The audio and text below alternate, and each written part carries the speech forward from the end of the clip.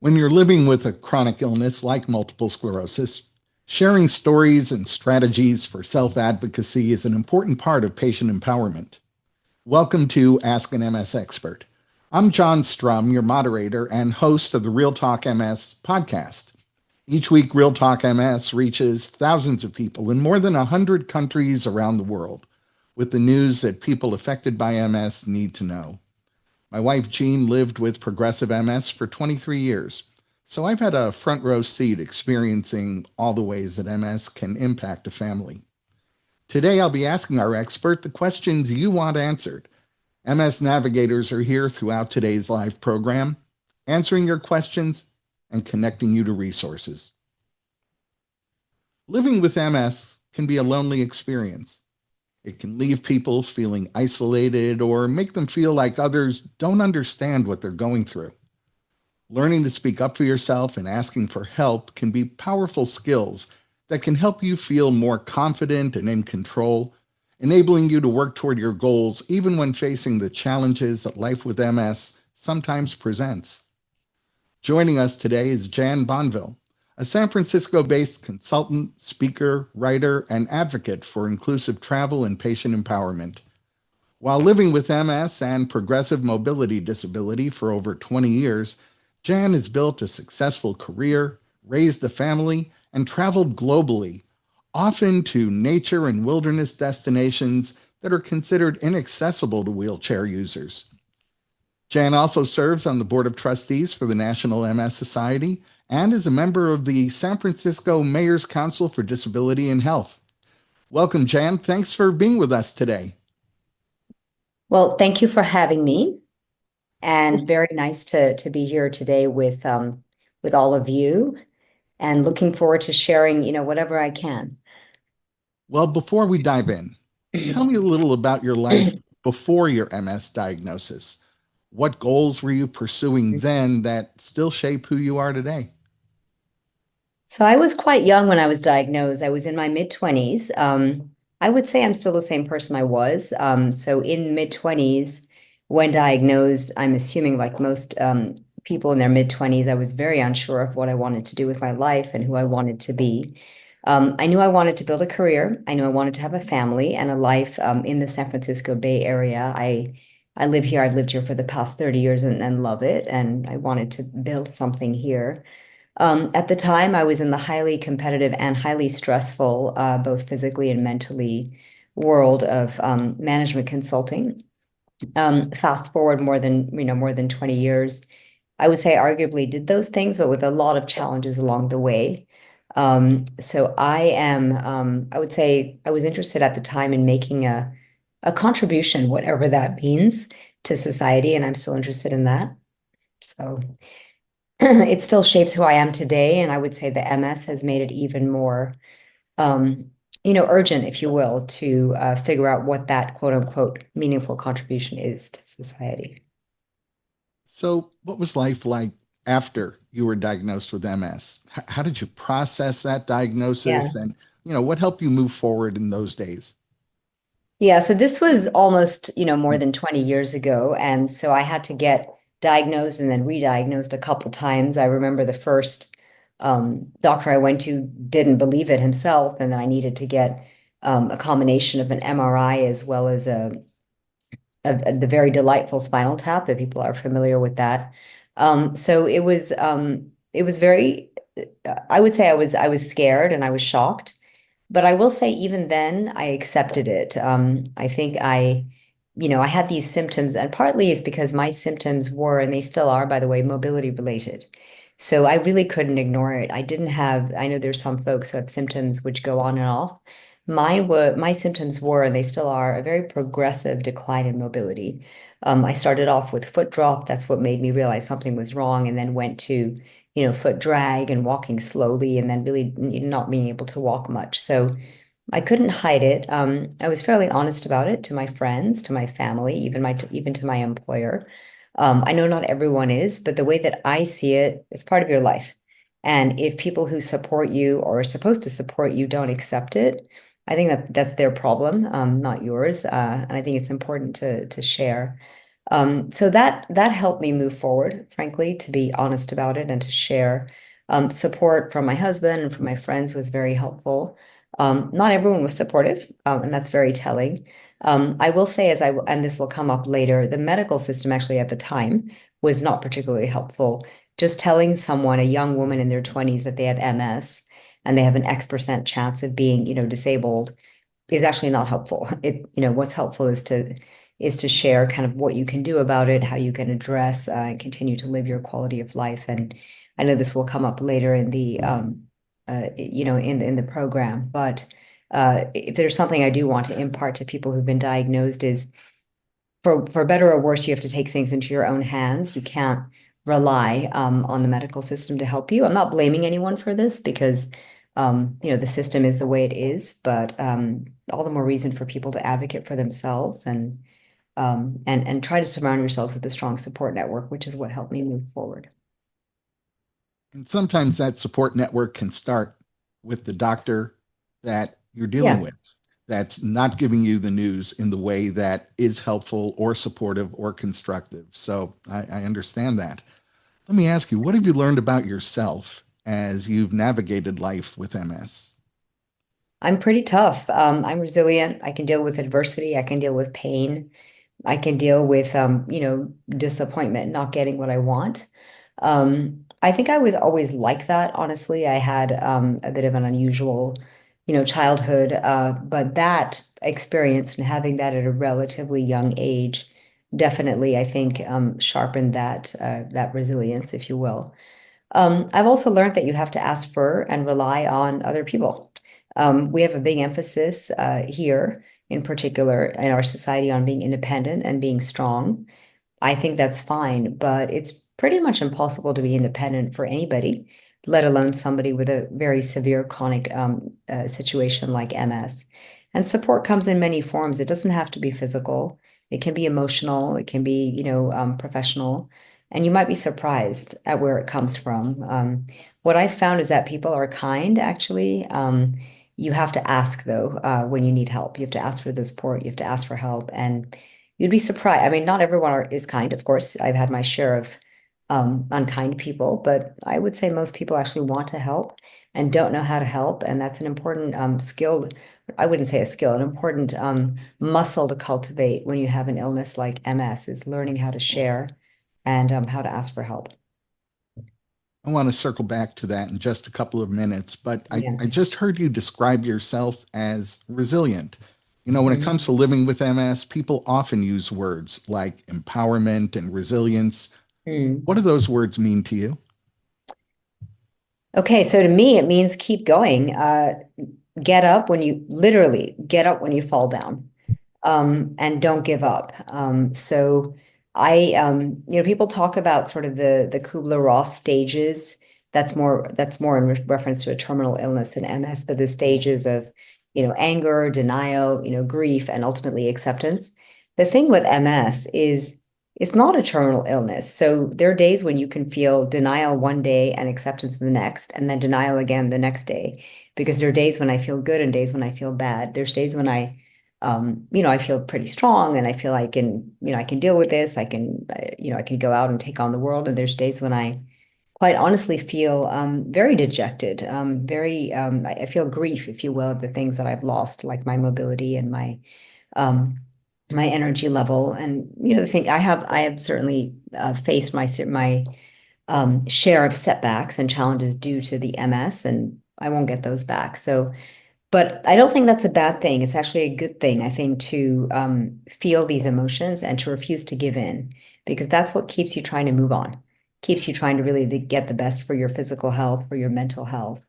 So resilience means for me, yeah, just not giving up, like feeling like, whatever is out there, you're going to try and take it on. Maybe not, again, not on your own. This is important for me to share in this, do it with others. Empowerment to me means taking your your disease or your condition, whatever you want to call it, into your own hands. Don't rely on your provider. They may be the best doctor in the world, but they don't know you. They don't know the trajectory of your own health and your own body. And rely on others. Reach out and develop a network to help yourself and figure out what's best for you in terms of your work, your life, your work-life balance, social accommodations, etc. Is that helpful? Yes, when people talk about the elephant in the room, they're referring to an issue or a problem that everyone's aware of, but no one wants to talk about.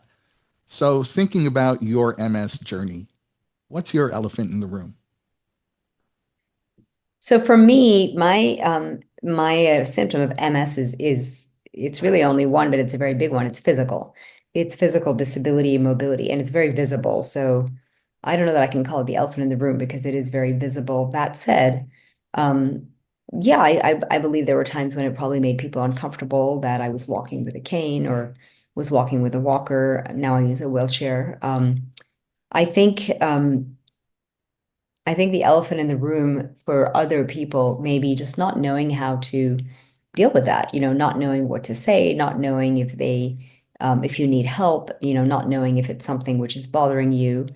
And I don't, I mean, the benefit of having a physical versus a non-visible disability is that everyone can see it. So in a way, it's better, I think, because it's impossible to avoid.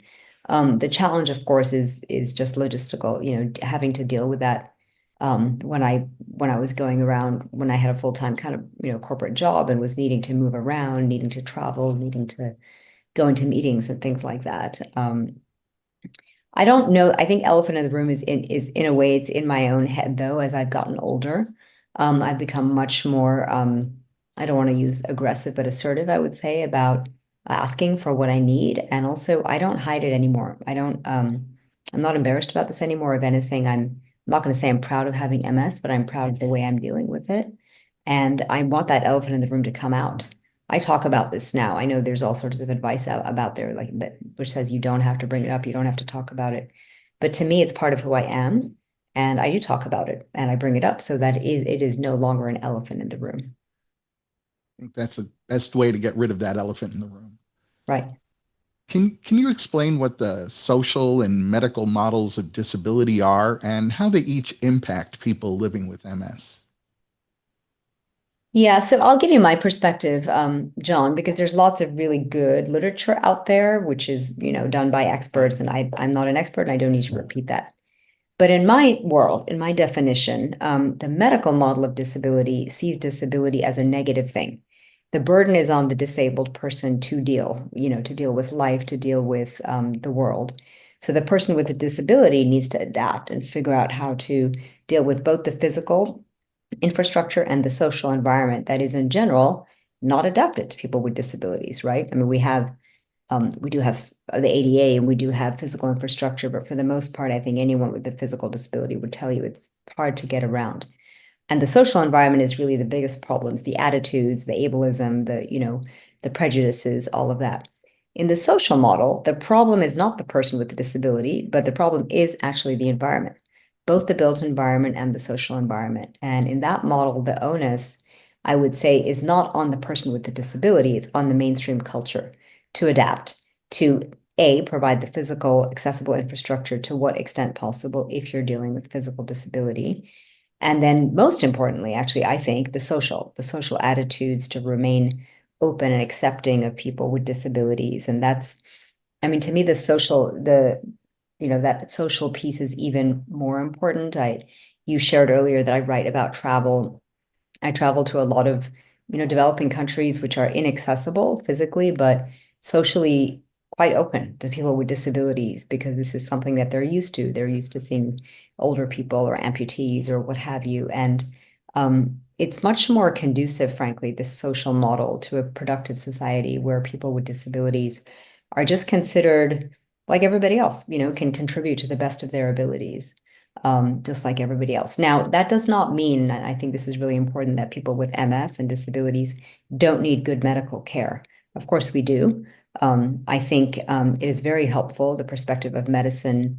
I mean, I'm very grateful for what medicine and science has accomplished to help people with MS, and we need the benefits of that. But I think the way I see it is it's a difference in the attitude and approach that's needed in people's frankly, acceptance that people with disabilities are people. We're just like everybody else. We're here and we're not going to go away.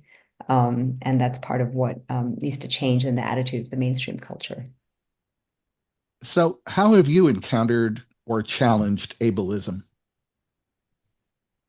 Many ways, in the professional environment, sometimes being actively and passively excluded in social environments where people make assumptions that are rooted in kind of seated prejudices about people with disabilities. I think ableism is a tough one because even those of us who are disabled, like myself, I would say we have our own ableism rooted in us. I grew up in an environment and at a time where for the longest time, I didn't want to advocate for myself or talk about disability or MS. And it took me a little while to realize that in not speaking up and not sharing, I wasn't helping anybody.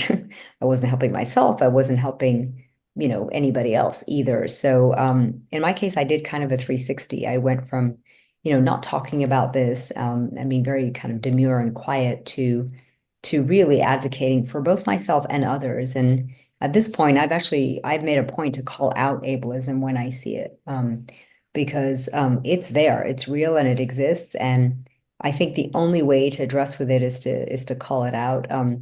I think again, I want to emphasize that not everybody even realizes that they are exerting ableism. I mean, people feel that they might be doing you a favor by, quote unquote, excluding you because you have you're not able to move, to walk much, you're not able to do something, but that's really not.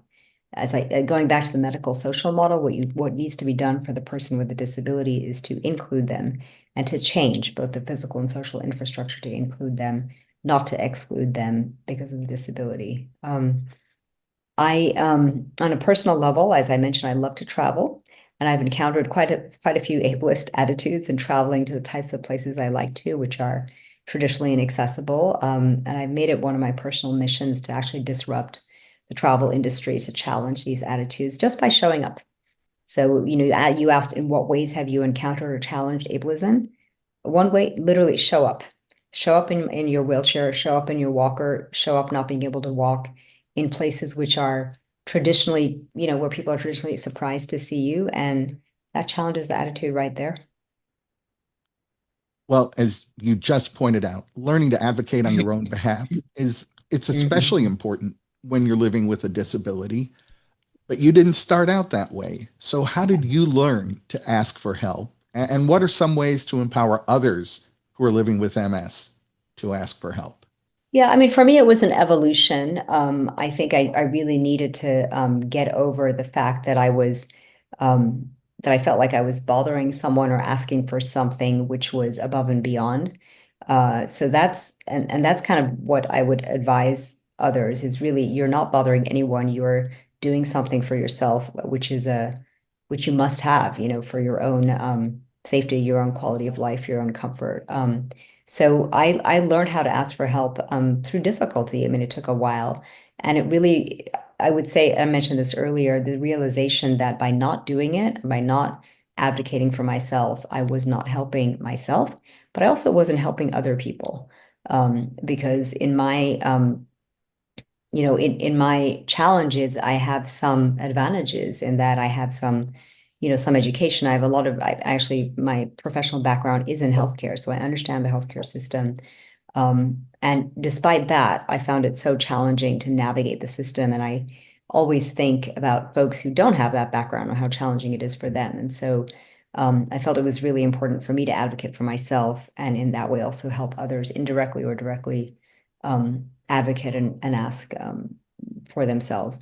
Another way I learned how to ask for help is really just accepting, kind of an indirect answer to your question, accepting the use of mobility aids, and then asking for help while doing that. A mobility aid, it was challenging for me to accept that I needed to use aids.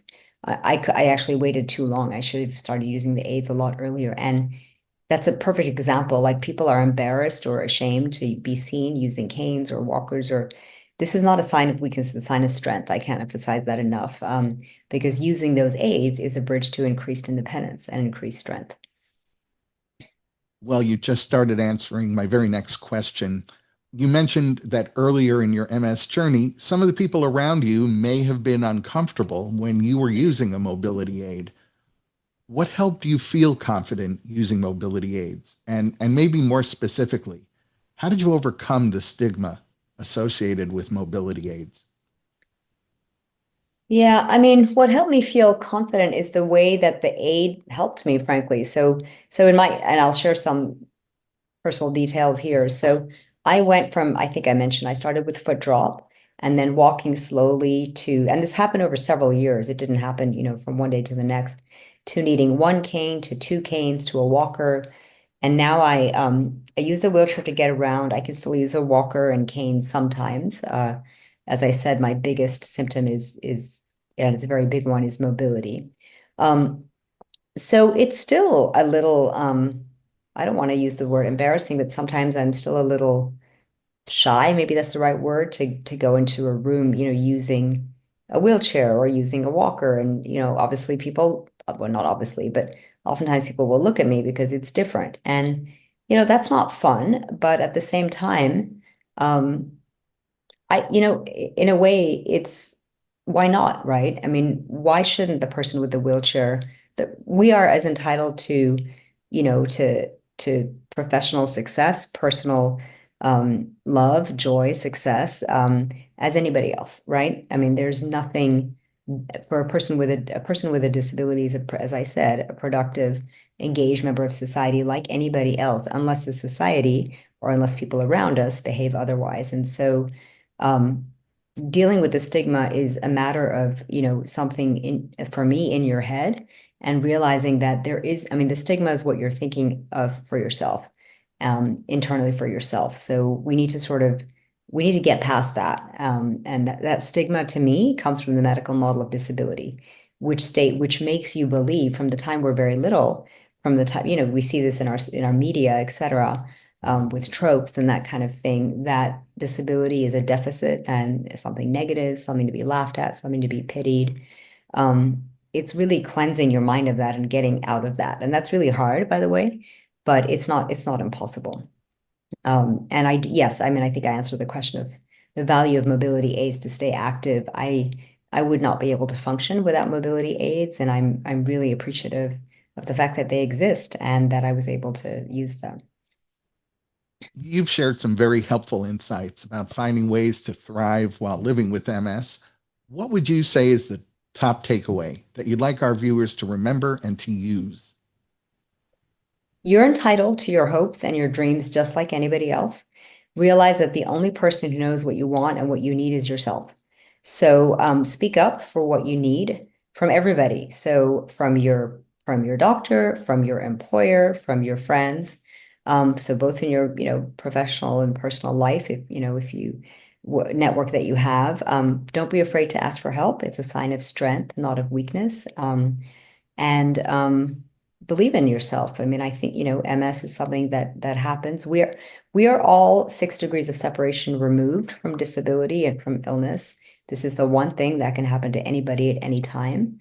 And you're stronger than you realize. So Well, thank you for being with us today, Jan.